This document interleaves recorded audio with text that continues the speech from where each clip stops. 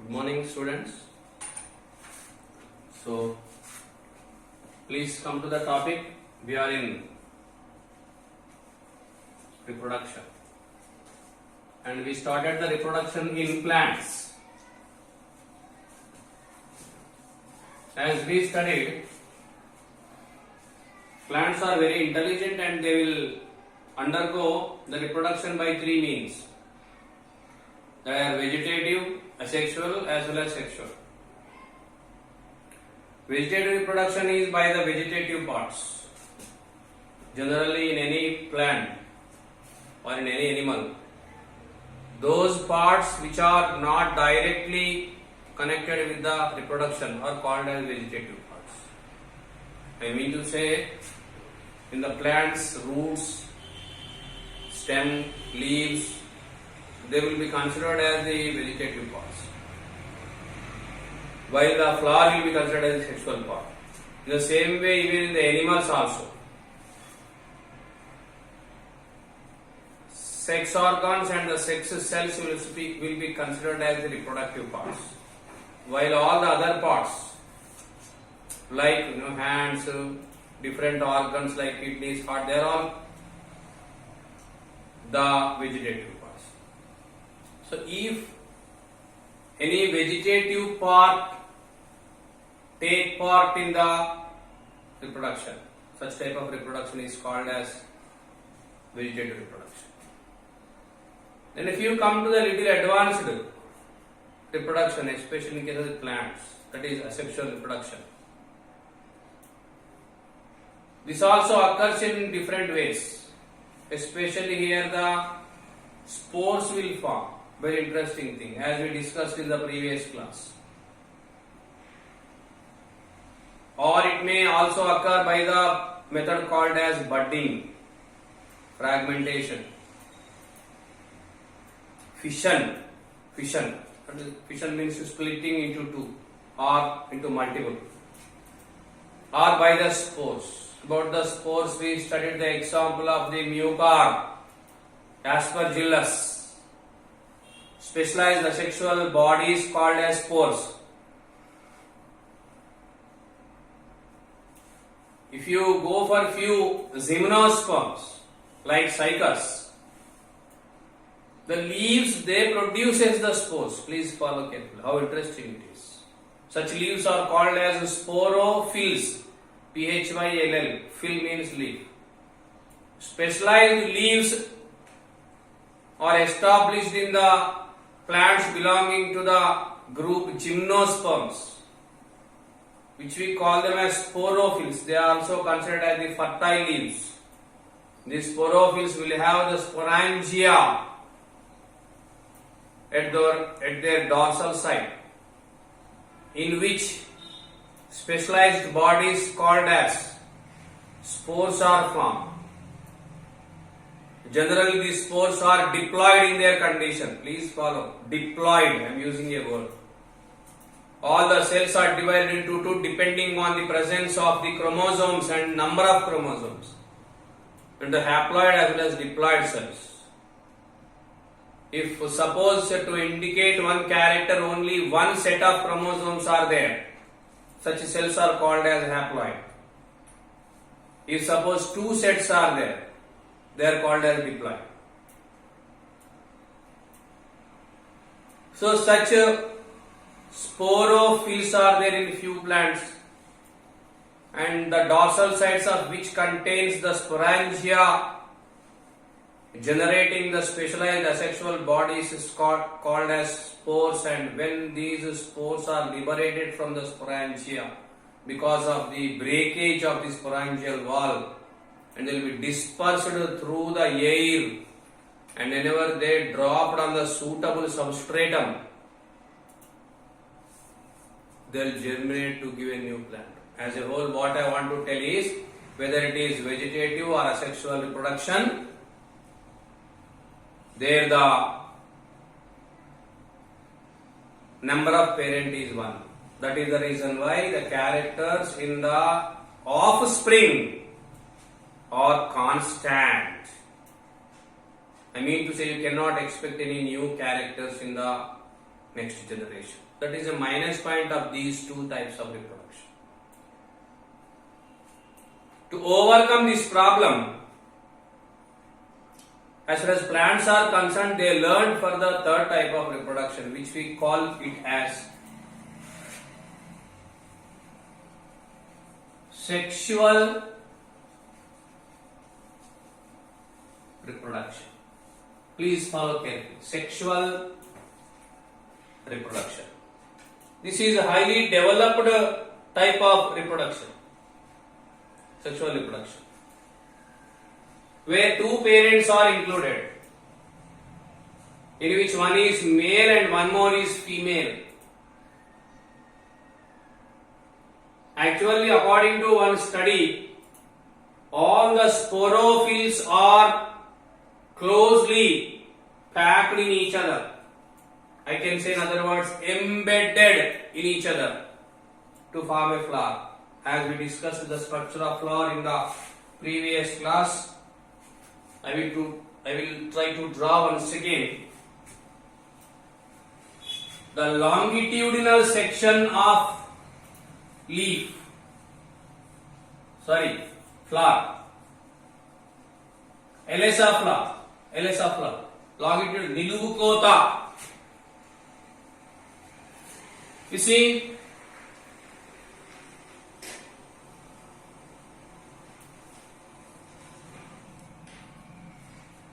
there is a bulged part is there called as thalamus, as we discussed, which is having two leaf-like projections. Technically we call them as calyx or sepals, and in the center of which there is a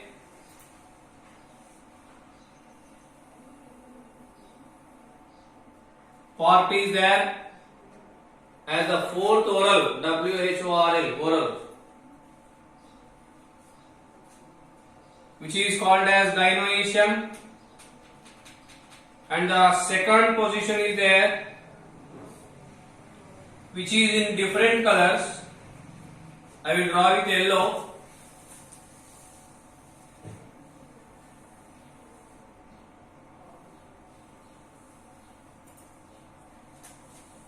You see, they are called as petals, otherwise called as corolla, not corona, corolla,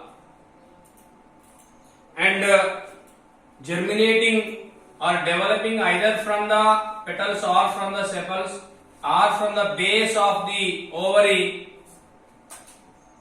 You can see here and there, the male parts, which we call them as androecium. Please follow carefully. Now I will label the parts. Pedicel, the head of which is bulged in its size to form the thalamus, on which the four parts of the flower are arranged in whorls. The first part is calyx, otherwise called as sepals.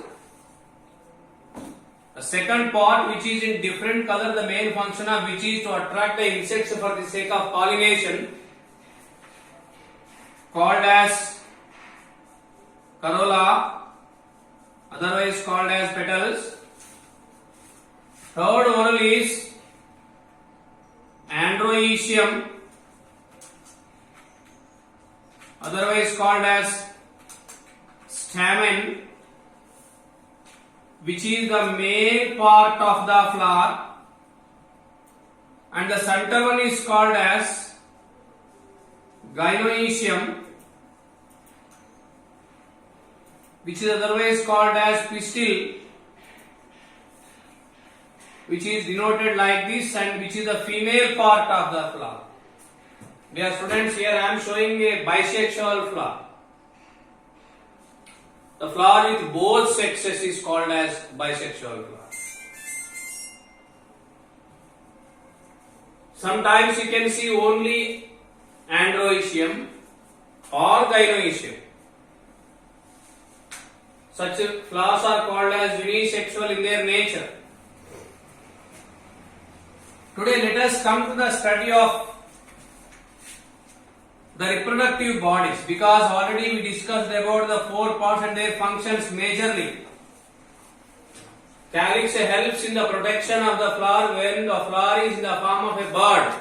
Younger flower bud will be protected by the calyx. While after the complete formation in the adult flower, I can say, to attract the insects, the corolla, the petals are there. Very amazing activity this is. The flowers sometimes are having the petals to attract the insects, sometimes they are also having the nectar glands to attract the insects. Suppose the insects comes and sits on the flower, the male sex bodies will attach to the dorsal side of the insect, and when the same insect sit on the other flower, these bodies will be dropped on the female part. So transfer of the pollen grains will be done by the insects in few plants, not in all but in few plants. To make the transfer possible, the insect has to come to attract. The petals are in different colors. Then I will go for the androecium. You can show this in this way, which is the male part. If you see one androecium, the structure will be there like this. It is having mainly two parts. This is called as stalk, and this is called as anther. Stalk and anther. Stalk is just nothing but a connection between the fertile portion called as anther with the base, while anther is the fertile portion. Actually, if you see the anther according to our syllabus,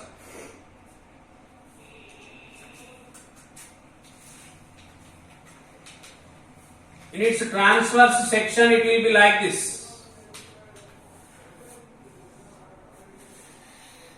If you cut like this, it is like this. This is the place where actually the stalk is attached to the anther. Such anther is covered by a single cell layer.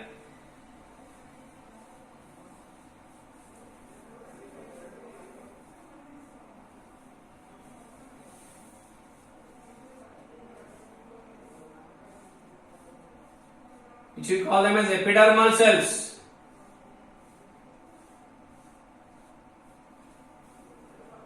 Under the epidermal cells, you can see the cells called as endothelial cells.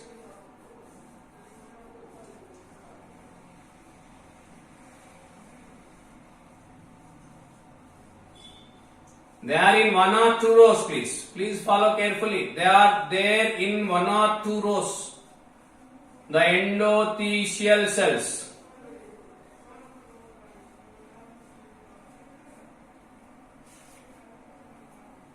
Next to them, there are the cells are there which are larger in their size comparatively.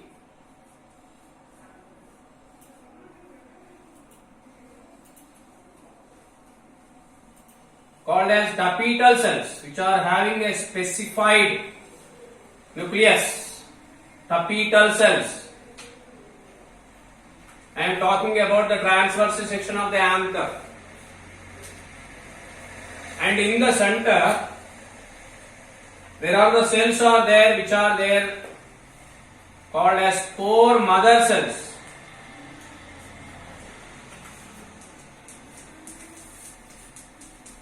Spore mother cells, spore mother cells. These spore mother cells, I will write the labeling once please. Epidermal cells, endothecium, tapetum, spore mother cells. These spore mother cells undergo the reduction division. I am using a word now, reduction division, otherwise also called as meiotic division. Meiotic. What is meiotic division? That we will study in the next class. That is the most important knowledge you have to have. Otherwise you see, ఒక చిన్న పిల్లగాడు 20 ఏళ్ళలో తట్టడానికి గాడిద అవుతాడు. How is it possible? That is a very important portion we have to study. Because of which the spores forms, which are called as microspores. From one spore mother cell,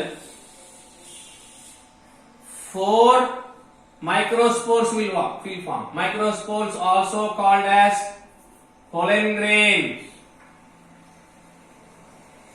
They are also called as pollen grains. Pollen grains. If you see one pollen grain, it will be there like this.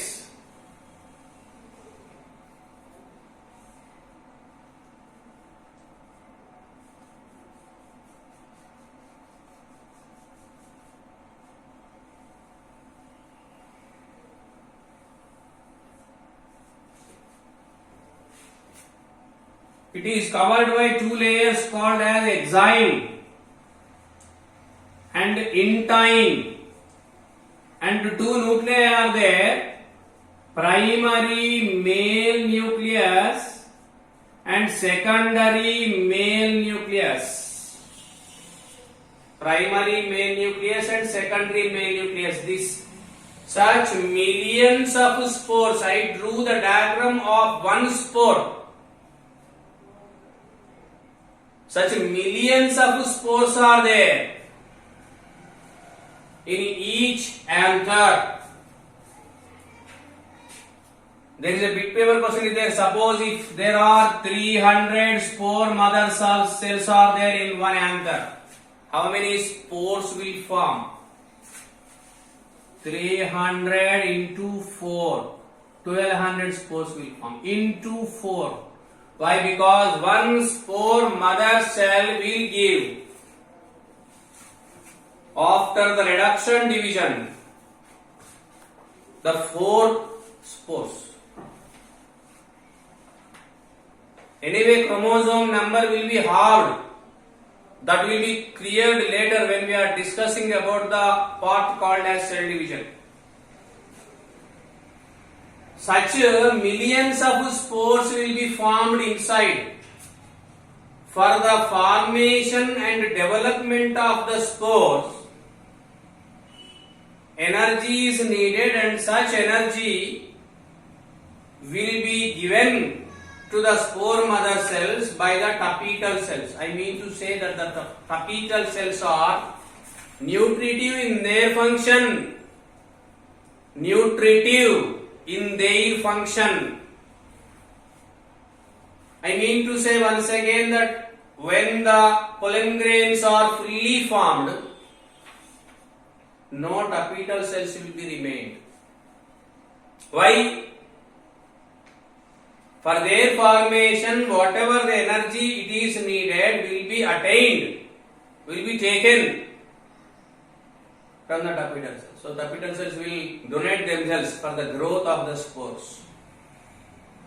Only the endothecium cells as well as the epidermal cells will be remained, and endothecium cells are able to absorb the water vapor present in the atmosphere, ardrata, humidity. So whenever the conditions are good and whenever the water is there available in the atmosphere, when there is a vapor is there, when the humidity of the air is more, then these endothelial cells will absorb and bulges in their size because of the absorption, and when they bulge, automatically the pressure will be exerted which makes the epidermis to break. You see how much mechanism is there. That is the reason why don't underestimate the life. वो 9th class में మార్కులు రాలేదని చచ్చిపోతారు వాడు. He will attempt the suicide. But life is beyond all these things. Plants are even more and more intelligent than all this. Every part of this anchor is having its own role, you see. Spore mother cells divides to form the pollen grains. Tapetal cells will be consumed to release the energy for the formation and development of the pollen grains. Endothelial cells will absorb the atmospheric humidity,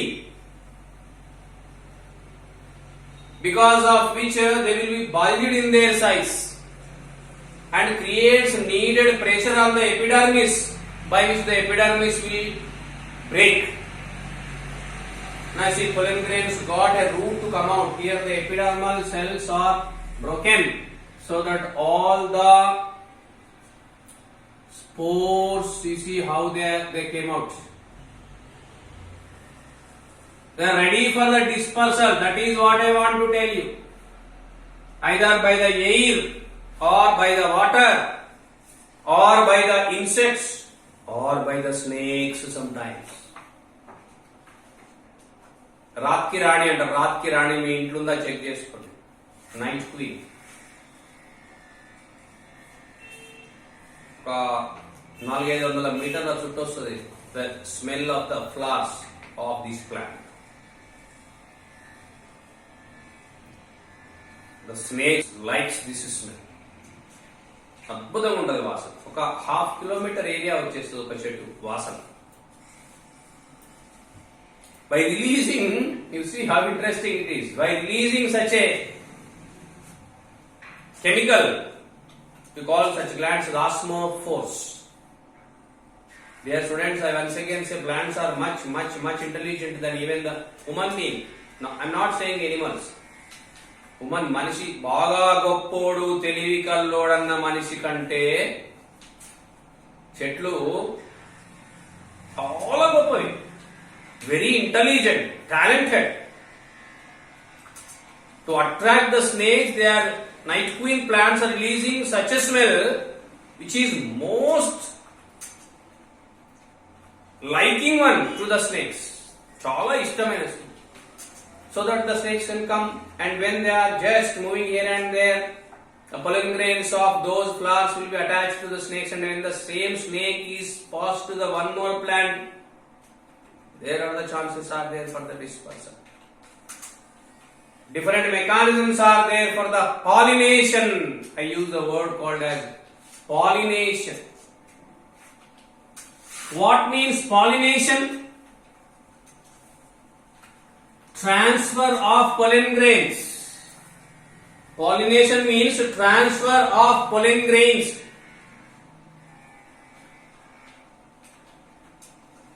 This may occur either by the air or by the water or by the bats. Bats and cricket bats kaadu, flying mammals. Or by the snakes. Or by the insects. Birds. These are all the vectors by which the pollen grains will be transferred.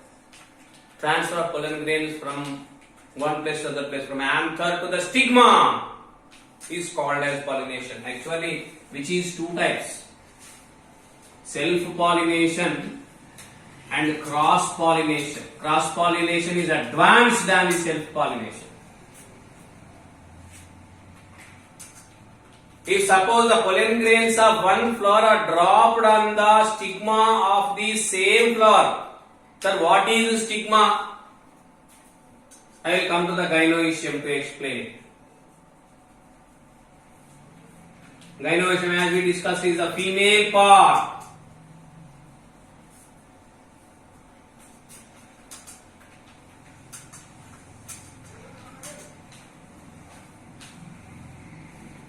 You see, this is the structure of the gynoecium. The centropartite acid is, which is having 3 parts in it, called as ovary, style, and the stigma. This is the sticking part of the female reproductive system. This will be dropped here. Reaching of the pollen grains onto the stigma is called as pollination, which is divided into 2, self as well as cross. If suppose the pollen grains of one flower are dropped on the stigma of the same flower, I repeat, if the pollen grains of one flower are dropped on the stigma of the same flower, then such pollination is called as self-pollination. If the pollen grains of one flower are dropped on the stigma of the other flower may belong to the same plant or other plant.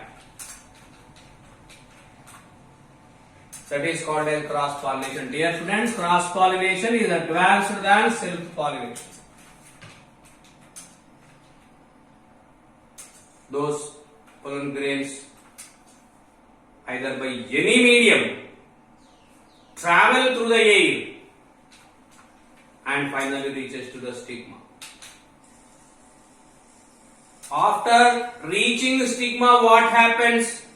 To know the answer for this, first of all we have to know the structure of the gynoecium. Again, it is a miracle, it is the female part. After dropping, what the changes occur? That is one episode. Before that, what is the structure of the gynoecium anatomically? That will go in the next episode. Thank you, please.